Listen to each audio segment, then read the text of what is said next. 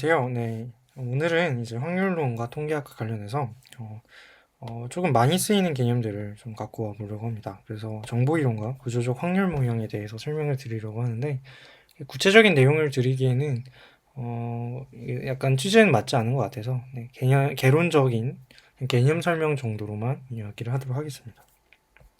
먼저 정보이론입니다. 정보이론은 이제 클로드 셰넌이라는 어, 전기공학자이자 수학자인 클로드 셰넌이 이제 개발한 통신 이론에 이제 있고요. 정보 이론의 룰은 다음과 같습니다. 만약에 떤 사건을 평가를 할 때 그 사건이 발생 가능성이 높다면 그 사건의 정보는 사실 많이 없는 것입니다. 예를 들어 제가 이렇게 말을 할 때 뭐 리을이라는 단어가 많이 들어간다든가 아니면 아라는 모음이 많이 들어간다든가 사실 그렇게 되면은 이 정보는 사실 그 정보가 많이 없는 것이죠. 흔히 발생할 수 있는 것이기 때문이죠. 그런데 정말 포스텍 할 때 피읍이나 뭐 이런 것들은 발생 가능성이 거의 없습니다. 일상생활에서 거의 말하지 않죠. 모든 단어에 포함되어 있지 않아요, 웬만해서. 그런 경우에는 그게 한번 발생하면 큰 정보를 갖게 되는 것이죠. 이러한 룰을 바탕으로 정보량을 정의하고 싶은 것입니다. 그것을 정의하는 방법은 다음과 같습니다. 그래서 이런 자기 정보라는 개념을 이렇게 정의를 하면 어떤 특정 사건이 갖고 있는 정보량은 그것이 발생할 확률의 로그를 취해서 마이너스를 씌운 것. 그리고 이것의 단위는 네트라고 이제 정의하게 됩니다. 그래서 원 네트다라고 하면 원 네트인 사건이다라고 하면 그것은 일어날 사건이 2분의 1인 것, 2분의 1인 사건인 것이죠. 네. 그래서 코인을 바탕으로 한번 예시를 들어보면 어떤 measurable space E에 우리가 이제 샘플 스페이스인 T, H라는 결과를 각각 마이너스 1과 1이라는 measurable space에 원소를 이렇게 카테고리컬하게 이제 대응을 시켰다고 합시다. 그러면 각각은 이제 빈도를 이렇게 봤을 때 히스토그램에서 각각의 높이가 같다라고 가정하면 결국에는 확률은 각 사건이 일어날 확률은 2분의 1인 것이죠. 그 말은즉슨 마이너스 로그 2분의 1인 것이고 만약에 밑을 2로 만약 했다면 얘는 그냥 1 네트가 되는 것입니다. 그래서 동전이 앞면이 나올지 뒷면이 나올지에 대한 정보량을 1 네트라고 정의할 수 있는 것이죠. 물론 자연 로그로 이렇게 정의도 할 수 있습니다. 네, 그래서 이런 정보 이론을 왜 만들려고 했냐? 결국에는 우리가 어떤 메시지를 보내려고 할 때 인코더를 통해서 복호화를 하고 그 복호화된 메시지를 이제 자연 상태에서 뭐 전파라든지 뭐 음파라든지 여러 가지 형태로 이걸 전달할 거예요. 근데 그 과정에서 다양한 이제 소음도 있고 뭐 노이즈가 끼고 뭐 여러 가지 필터가 들어가면서 이 복호화된 이 암호화된 인코딩된 메시지를 약간 혼란을 줄 것이라는 것이죠. 그래서 이 혼란을 주게 되면 이 변환된 이 YN을 디코딩을 했을 때 우리가 이 메시지를 결국엔 추정을 해내야 된다는 것인데 어떻게 이 인코딩을 해야지 효율적으로 정보를 전달할 수 있을까 이런 문제를 다루는 것이었습니다. 그래서 굉장히 재밌는 응용 수학의 분야고요. 이제 컴퓨터 과학의 이제 기본적인 정말 뿌리 있는 과목이라고도 할 수 있습니다.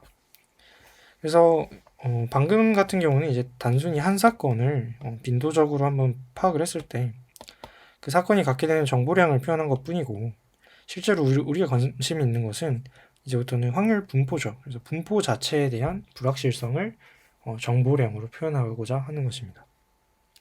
그래서 결국에 어떻게 하느냐 셰넌 엔트로피라고 정의를 하는 것인데 이 hx는 결국에 어떤 확률 변수 x에 대해서 이것이 px라는 디스트리뷰션 펑션을 갖고 있을 때 그것이 ix라는 함수에 대한 평균을 취하면 되는 것이죠. 이것이 바로 단순히 평균 정보량을 나타내는 것입니다. 네. 그러나 이제 실제로 여러분들이 아마 딥러닝 모델이나 머신러닝 모델을 공부하시면서 보게 될 매트릭 중에 하나는 서로 다른 두 분포의 차이를 나타내는 것이 있는데요. 그것이 바로 쿨백 라이블러 다이버전스입니다. 이 쿨백 라이블러 다이버전스는 서로 다른 두 확률 분포의 차이를 나타내는 매트릭인데요. 만약에 각각의 px, py라는 디스트리뷰션 펑션이 다음과 같은 다음과 같은 PQ라는 확률 함수에 의해서 정의가 되었을 때 훌뱅 라이블러 다이버전스 오브 P and Q는 결국에 앞에 있는 이 P를 바탕으로 P의 분포를 따르는 X에 대해서 로그 PX 오버 QX의 평균을 취하는 것입니다. 이것을 잘 정리하면 이제 밑에 나오는 크로스 엔트로피의 개념으로도 표현할 수가 있게 되는데요. 크로스 엔트로피는 두 확률 분포를 구분하기 위해 필요한 평균 비트수입니다. 그 말인즉슨 이 PQ의 순서를 맞춰서 X가 P를 따를 때 QX의 정보량의 평균인 것이죠. 네. 그랬을 때 이것을 잘 정리하면 로그 PX 빼기 로그 QX이기 때문에 이것을 P에 대해서 평균을 취한 것이므로 이 뒷부분에 있는 마이너스 로그 Q의 XP는 바로 HPQ, 이 앞부분에 있는 로그 P는 HP가 되는 것입니다. 그래서 이런 식으로 표현이 될 수 있고요. 다시 말해 P와 Q를 구분하기 위해 필요한 평균 비트수에서 P의 정보량, 평균 정보량을 뺀 것이죠. 이것이 바로 쿨뱅 라이블러 다이버전스입니다.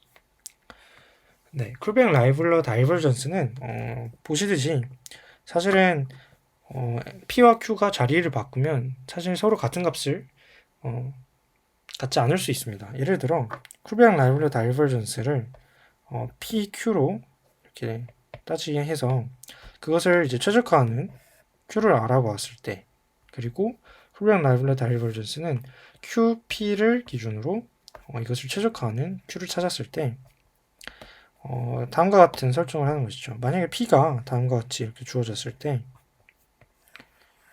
각각의 쿨뱅 라이블러 다이버전스를 최소화하는 Q를 찾아보자 라고 했을 때 만약에 이 두 값이 같다면 P와 Q는 그 자리를 바꿔도 같을 것이고 그 말인즉슨 같은 결과를 내는 Q는 항상 동일해야 한다는 것이죠.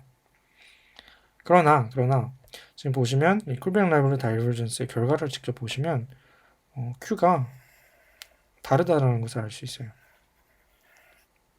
네, 서로 다른 값을 갖게 되는 것이죠. 일반적으로 이 두 값이 같을 이유는 없고 서로 다른 값을 내포하기 때문에 이 점을 잘 유의해서 쓰여주시면 좋을 것 같습니다. 네, 그 다음은 구조적 확률 모형입니다.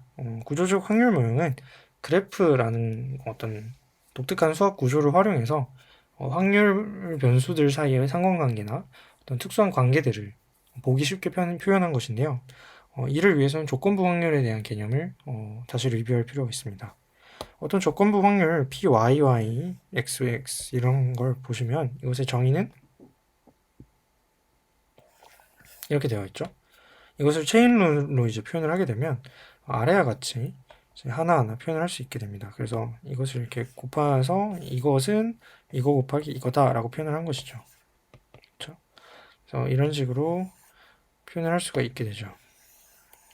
그렇죠? 그래서 만약에 PA, BC는 PA 바 BC고 그리고 PBC죠. 이 두 개를 곱한 것입니다. 그리고 PBC는 PB 바 C 곱하기 PC죠. 따라서 PABC는 PC 곱하기 PBC 곱하기 PA 바 BC라는 것입니다. 이것을 그대로 이제 적용해서 형식한 것이 이것이죠. 네, 이때 구조적 확률 모형에서 베이지안 네트워크라는 것은 이 유형 그래프고 사이클이 없는 경우에 대해서 확률 변수는 A, B, C, D, E의 관계를 아주 쉽게 표현합니다. 예를 들어 X라는 이제 확률 변수가 결국에 A, B, C, D, E라는 서로 다른 확률 변수들 사이의 관계로 표현이 된다면 우리는 단순히 이 PA부터 시작해서 PA 곱하기 이 B는 A에만 의존하죠. PB by C는 A와 B 모두에 의존합니다. PC by 그 다음에 D는 B에만 의존하죠. PD by E는 C에만 의존합니다. 따라서 P, E 바 C 이렇게 되는 것이죠. 이런 식으로 조건부 확률을 쉽게 표현할 수 있는 것입니다. 그래서 일반적으로 x1부터 xn까지 있을 때 우리는 어떤 것들의 이제 프로덕트로 표현할 수 있냐? xi 각각의 주어진 부모 노드, 다시 말해 자기를 가리키는 대상에 대해서 어떤 조건부 확률을 갖느냐를 곱하면 된다는 것이죠. 이 그래프를 활용한 구조적 확률 모형을 활용하면 서로 다른 확률 변수들을 이제 상관관계나 서로 간의 관계를 쉽게 파악할 수 있게 됩니다. 그래서 조건부 독립 같은 경우도 쉽게 판단할 수 있게 되고요. 그러나 이러한 구조조 확률 모형의 구체적인 예시를 더 많은 모델이 있습니다. 그래서 베이지안 네트워크 말고도 뭐 마르코프 랜덤 필드, 뭐 딥 빌리프 네트워크, 뭐 컨디셔널 랜덤 필드, 뭐 다양한 모델이 있습니다. 그래서 각각에 대한 것들은 이제 약간 지엽적인 부분이 없지 않아 있어서 이 부분들은 여러분들께 DIY로 맡기도록 하고요. 이제 베이지안 네트워크를 활용해서 실질적으로 계산을 하는 예제를 한번 보도록 하겠습니다. 만약에 비가 올 확률이 0.2이고 비가 오지 않을 확률이 0.8이라고 해봅시다. 그리고 비가 왔을 때 스프링클러가 켜져 있을 확률, 꺼져 있을 확률, 비가 오지 않았을 때 스프링클러가 켜져 있을 확률, 꺼져 있을 확률이 이렇게 다 주어졌다고 하죠. 마찬가지로 이 잔디는 비와 스프링클러에 의존하기 때문에 스프링클러와 비의 상황에 따라서 각각의 확률들이 정해져 있을 것입니다. 이때 잔디가 젖어 있을 때 스프링클러가 꺼져 있었고 심지어 비도 오지 않았을 확률을 한번 구해보죠. 이것을 방금 구했던 베이지안 네트워크를 활용해서 구하면 결국에 이 비가 오지 않는 이 확률은 비가 오지 않았을 때 스프링클러가 꺼져 있는 확률 곱하기 비가 오지도 않았고 스프링클러가 꺼져 있었을 때 잔디가 젖을 확률과 같습니다. 이 잔디가 이 스프링클러도 꺼져 있고 비도 오지 않았는데 젖을 확률은 여기서 0이라고 하죠. 그래서 얘는 0이 됩니다. 따라서 전체 확률도 0이 되는 것이죠. 네, 마지막으로 방금 잔디가 젖어 있는 상태에서 비가 올 확률 이런 걸 따져봤는데 이번에는 잔디가 진짜로 젖어 있었을 때 진짜로 비가 왔을까라는 걸 추론하는 것입니다. 그래서 이것은 일반적으로 이제 정의에 의해서 이렇게 평가를 할 수가 있고 이 P-웻은 이런 식으로 나머지 의존되는 비가 왔냐 안 왔냐, 스프링클러가 켜져 있냐 꺼져 있냐 이 네 가지 상황에 대한 각각의 확률의 합이죠. 그리고 이 분자의 경우는 이 스프링클러가 작동했는지 안 작동했는지에 대한 두 가지 상태에 대한 합이겠죠.